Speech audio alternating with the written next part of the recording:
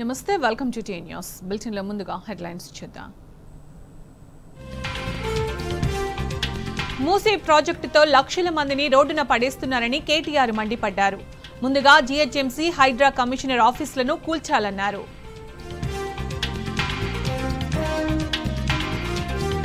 ₹16,000 కోట్ల వ్యయాన్ని ₹1,50,000 కోట్లకు పెంచుతారా అని కేటీఆర్ నిలదీశారు. కాంగ్రెస్ అధిష్టానానికి డబ్బు సంచులు పంపేందుకే మూసీ సుందరీకరణ అని ఫైర్ అయ్యారు.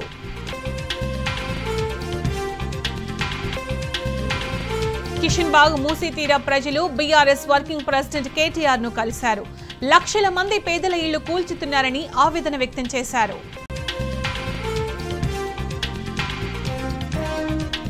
ఉపాధి కోసం వెళ్లి ఇరాక్లో జగిత్యాల జిల్లా వాసులు నానా కష్టాలు పడుతున్నారు.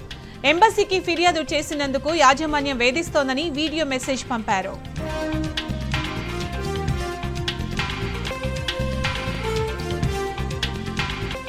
తెలంగాణ వ్యాప్తంగా ఎంగిలిపూల బతుకమ్మ వేడుకలు మొదలయ్యాయి. సూర్యాపేట ఎమ్మెల్యే కార్యాలయంలో మహిళలు బతుకమ్మలు పేర్చారు.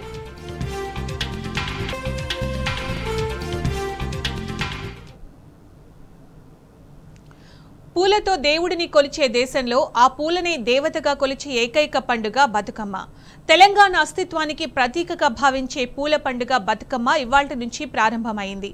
ఆడబిడ్డలు తీరొక్క పూలతో బతుకమ్మలను పేర్చి ఆటపాటలతో పూజించి చెరువులో నిమజ్జనం చేయనున్నారు. పెద్దరమావాస్య నాడు ఎంగిలిపూల బతుకమ్మతో ప్రారంభమయ్యే వేడుకలు 9 రోజుల పాటు సాగి సద్దుల బతుకమ్మతో ముగియనున్నాయి.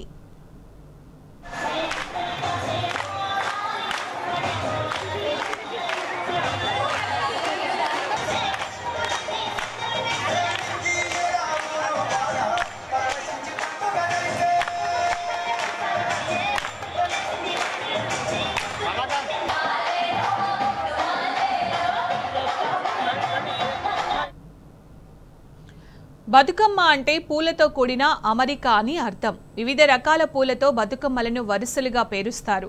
మధ్యలో పసుపుతో చేసిన గౌరమ్మను అందులో ఉంచుతారు. దీన్ని బొడ్డెమ్మ అని పిలుస్తారు. కొందరు బొడ్డెమ్మను దుర్గగా కొలుస్తారు.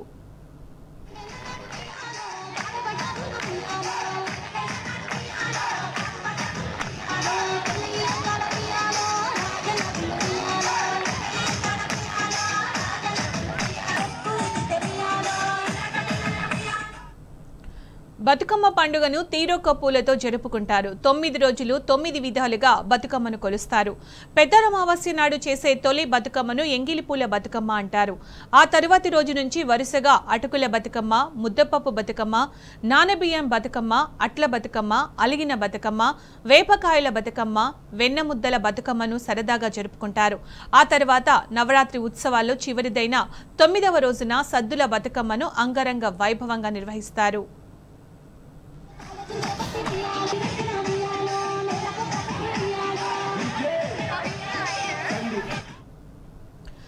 బతుకమ్మ నవరాత్రులు కావడంతో పూలకు గిరాకీ విపరీతంగా ఉంటుంది. తంగేడు, గునుగు, బంతి, చామంతి, కట్ల, రుద్రాక్ష, పోకబంతులు, చిట్టి చామంతులు తదితర పూల రేట్లు పెరిగాయి. ఈ సీజన్లో అధిక వర్షపాతం వల్ల పంట చేలన్నీ మునిగిపోయాయి. దీంతో పూలకు డిమాండ్ బాగా ఏర్పడింది. తెలంగాణ రాష్ట్ర ఆత్మగౌరవ చిహ్నం బతుకమ్మ పండుగ. తెలంగాణ ఏర్పడిన తరువాత కేసీఆర్ గారి ప్రభుత్వంలో ప్రతి సంవత్సరం బతుకమ్మ పండుగకి ఆడబిడ్డకు తన వంతు కానుకగా ప్రతి ఒక్కరూ ఈ పండుగను చాలా గౌరవంగా ఆనందంగా జరుపుకోవాలని తెలంగాణ రాష్ట్ర ప్రభుత్వం ఆ సమయంలో 9 సంవత్సరాలు తెలంగాణ ఆడబిడ్డకు కానుకగా బతుకమ్మ చీరను పంపిణీ చేసేవారు.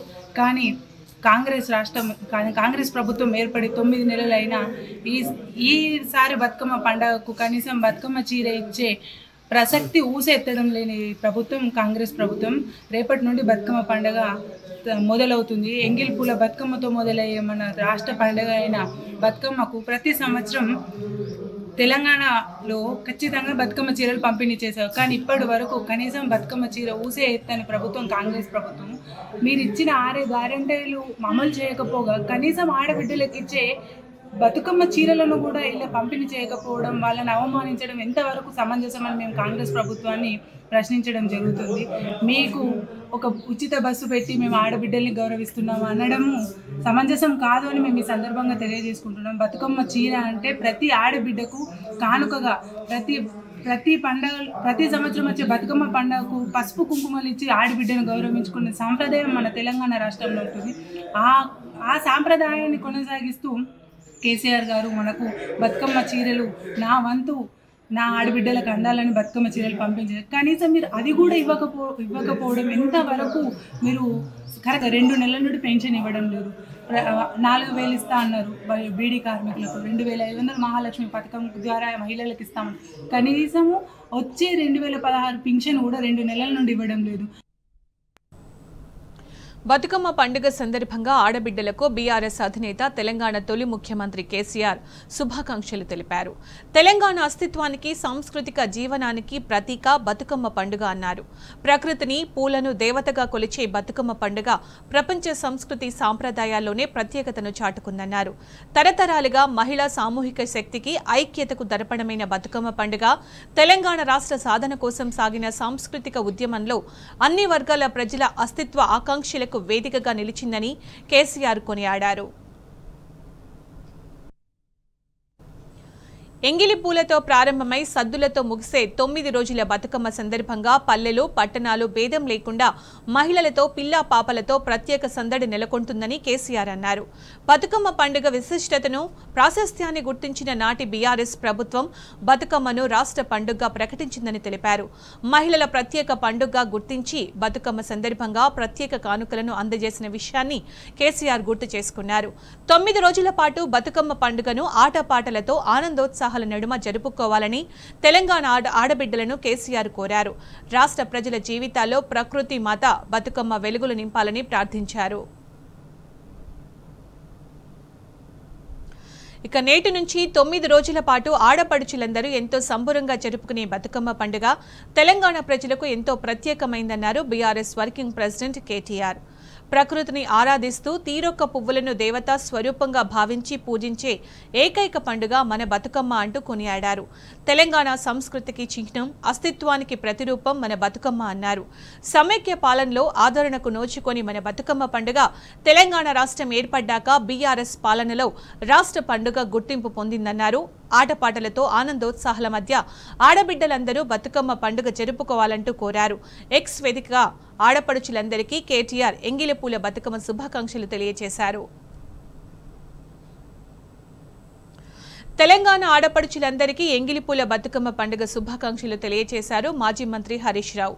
పూలను పూజిస్తూ ప్రకృతిని ఆరాధించే గొప్ప పండుగ మన బతుకమ్మ అంటూ కొనియాడారు. ఆటపాటలతో ఆనందోత్సాహాల మధ్య ఆడబిడ్డలందరూ బతుకమ్మ పండుగ జరుపుకోవాలన్నారు.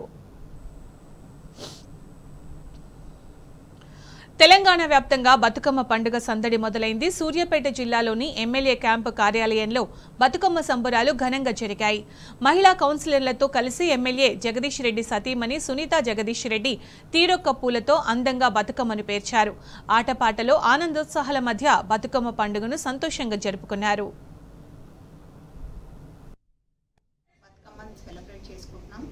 మన తెలంగాణ ఆడపడుచులకి, మన సూర్యాపేట ఆడపడుచులందరికీ కూడా మన ఎంగిలిపూ బతుకమ్మ శుభాకాంక్షలు తెలియజేస్తున్నాను.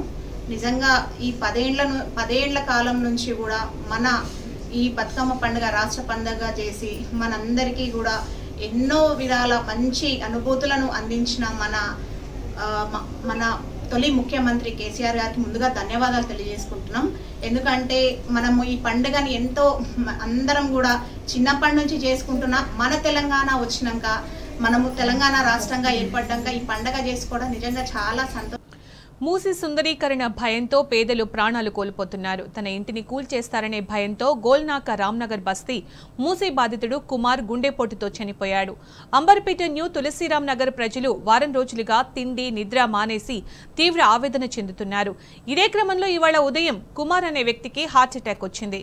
ఆసుపత్రికి తరలించేలోపే ప్రాణాలు కోల్పోయారు.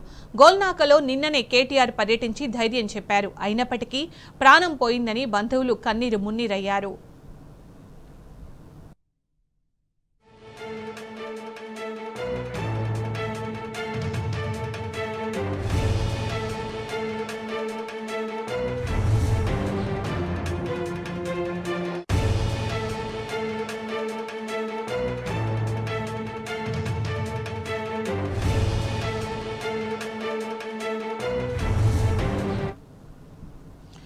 మూసీ సుందరీకరణ భయంతో పేదలు ప్రాణాలు కోల్పోతున్నారు. తన ఇంటిని కూల్చేస్తారనే భయంతో గోల్నాక రామ్నగర్ బస్తీ మూసీ బాధితుడు కుమార్ గుండెపోటుతో చనిపోయాడు.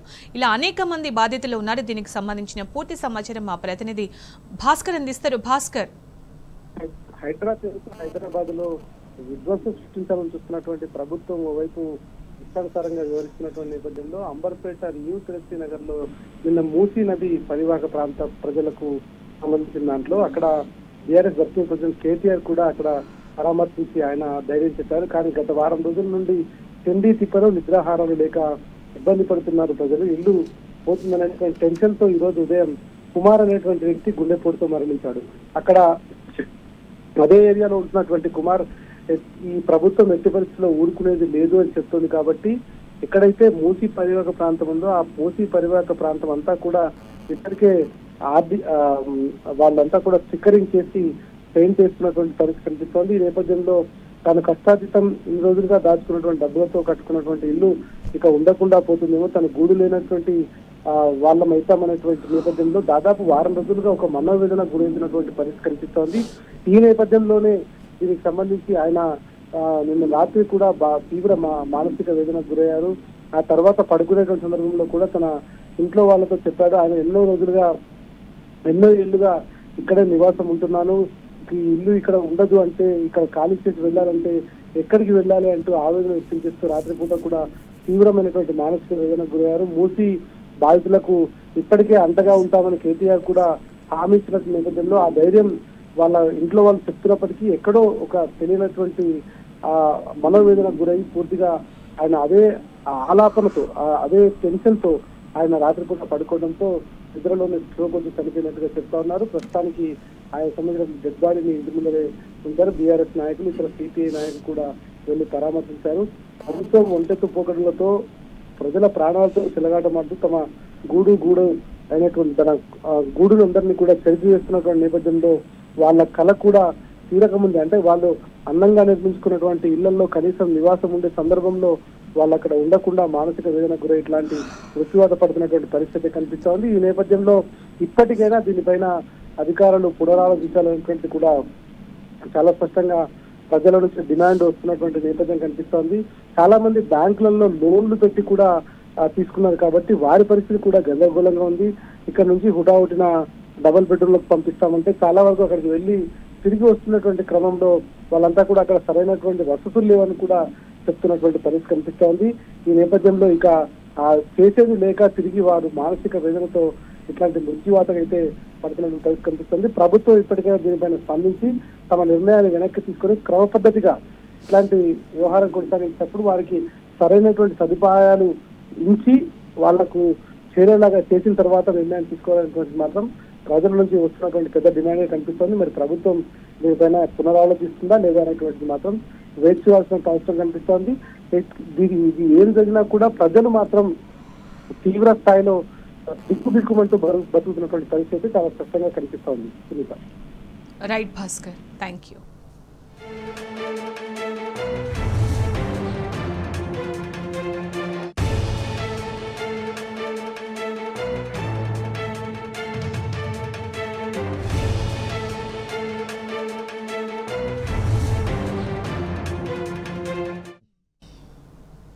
కాంగ్రెస్ బీజేపీ మధ్య ఉన్న సంబంధంపై బీఆర్ఎస్ వర్కింగ్ ప్రెసిడెంట్ కేటీఆర్ వ్యంగ్యంగా స్పందించారు. రాష్ట్రంలో అత్యంత ధనవంతుడైన మంత్రి మీద ఐటీ, ఈడీ దాడులు జరిగి 5 రోజులైనా ఇప్పటి వరకు ఈడీ ఒక్క స్టేట్మెంట్ కూడా ఇవ్వలేదన్నారు. చివరకు కేసుకు సంబంధించిన వివరాలను కూడా ఈడీ వెల్లడించలేదన్నారు. అంటే ఇది కూడా కాంగ్రెస్ బీజేపీల అజబ్ ప్రేమ్ కి గజబ్ కహానీలో భాగమేనా అని కేటీఆర్ ప్రశ్నించారు.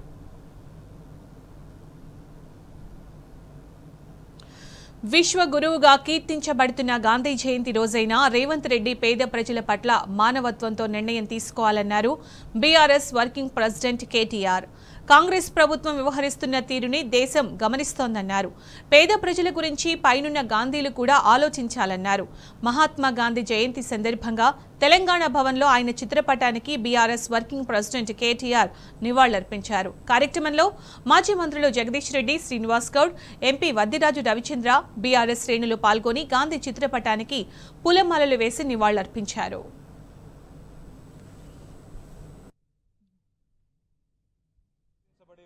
భారతీయుడు మహాత్మా గాంధీ గారు.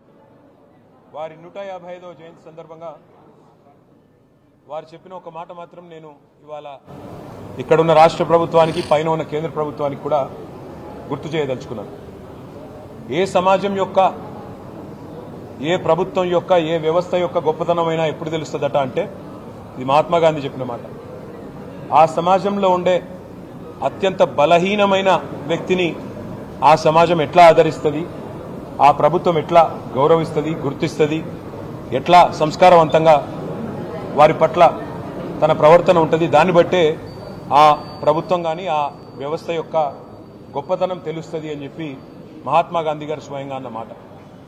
ఇవాళ ఇక్కడ రాష్ట్రంలో ఉన్న రేవంత్ రెడ్డి గారి ప్రభుత్వానికి ముఖ్యంగా ఈరోజు మహాత్మా గాంధీ గారి జయంతితో పాటు లాల్ బహదూర్ శాస్త్రి గారి జయంతి కూడా.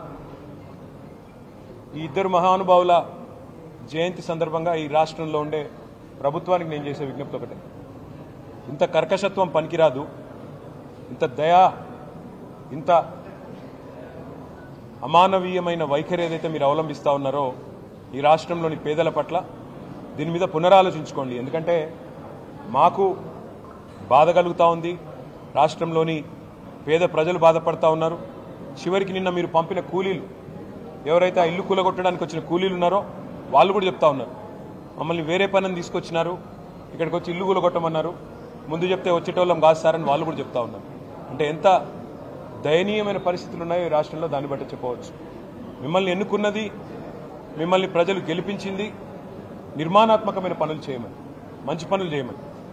రైతు బంధు 10,000 అంటే మీరు 15,000 ఆ పని చేయమని, 2,000 పెన్షన్ 4,000 చేయమని, పేదవాళ్ళని కడుపులో పెట్టుకొని చూసుకోమని కేసీఆర్ గారు 2.5 లక్షల ఇల్లు కడితే మీరు 5 లక్షల ఇల్లు కట్టమని మీకు ఓటేసినారు తప్ప ఇల్లు కూలగొట్టమని కాదు, అక్కరలేని ఖర్చులు పెట్టమని కాదు, ఇంకోటని కాదు. అందుకే సమాజంలోని అత్యంత బలహీనమైన వర్గం పట్ల మీరు కర్కశంగా ప్రవర్తిస్తున్న వైఖరి ఈ గాంధీ జయంతి రోజన్నా పునరాలోచించుకోవాలని, తప్పకుండా సంస్కారవంతంగా మరి పైన ఉన్న గాంధీలు కూడా, రాహుల్ గాంధీ, ప్రియాంక గాంధీ, సోనియా గాంధీ కూడా ఆలోచించాలని చెప్పి కూడా మేము కోరుతా ఉన్నాం. ఇంత ఒక డిపిఆర్ లేకుండా, డీటెయిల్డ్ ప్రాజెక్ట్ రిపోర్ట్ లేదు, ఖర్చు ఎంత అవుతుందో ఈ ప్రభుత్వంలో ఒక్క సన్నాసికి తెలియదు. అయినా కూలగొట్టడానికి మాత్రం ఇవాళ మొదలుపెట్టి పేదల పట్ల మీరు అనుసరిస్తున్న వైఖరి మొత్తం రాష్ట్రం, మొత్తం దేశం గమనిస్తూ ఉంది. ఈ బుల్డోజర్ రాజ్యం ఏదైతే మీరు ఈరోజు తీసుకొచ్చారో ఈ మహాత్మా గాంధీ జయంతి రోజన్నా కనీసం వివేకంతో, విచక్షణతో ఆలోచించి మరి ఇకనైనా మీ వైఖరి మార్చుకొని మానవత్వంతో ముందడుగేయాలని కోరుతాం. కాంగ్రెస్ ప్రభుత్వంతో తాడోపేడో తేల్చుకునేందుకు 317 జీవో బాధితులు సిద్ధమయ్యారు. ప్రభుత్వ ఉద్యోగులు, ఉపాధ్యాయులు కాంగ్రెస్ పార్టీ కార్యాలయం, గాంధీ భవన్ను ముట్టడించారు. సమస్యలు పరిష్కరిస్తామని హామీ ఇచ్చి మోసం చేసిందని, కమిటీ పేరుతో ప్రభుత్వం కాలయాపన చేస్తోందని విమర్శించారు. తమకు ఓపిక నశించిందని, పోరాటమే శరణ్యమని చెబుతున్నారు. గాంధీ భవన్ ముందు పోలీసులు బారికేడ్లు ఏర్పాటు చేసి ఎవరిని లోపలికి అనుమతించడం లేదు.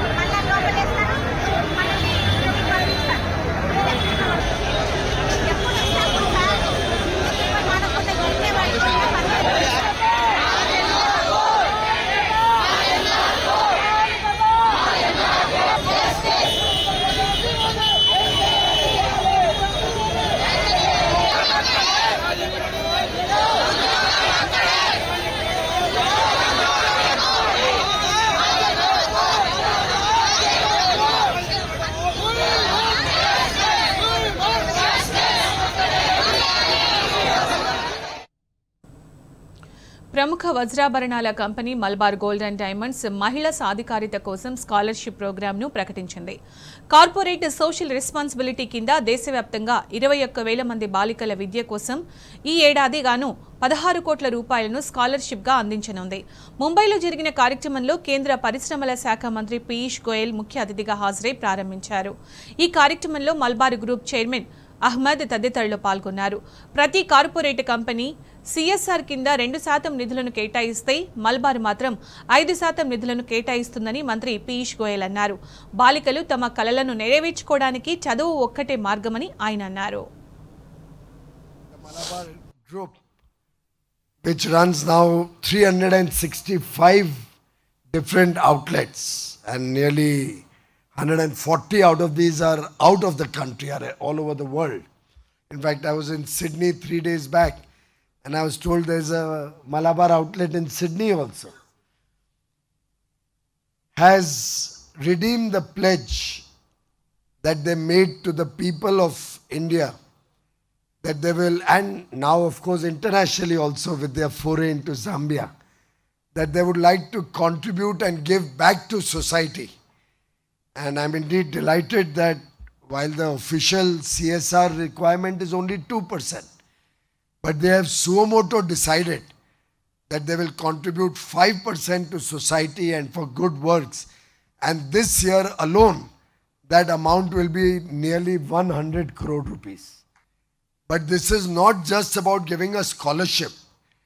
It is to ignite the aspiration of our young sisters, our daughters, many of whom may not have the privilege to get a quality education. It is to give our daughters, our young children, our girl child, a better future, a future of self-respect, a future to stand on their own feet, a future to be independent, a future to contribute back to society. And when I see all these young girls who have made a mark for themselves in their chosen field, gives me tremendous satisfaction that they are also planning to launch free meals at Shatabdi Hospital in Kandivali. Thank you very much, Chairman and the entire team. Actively make this our mission on girl child and development of girl child so that they can become skilled and have an assured job. We can do wonders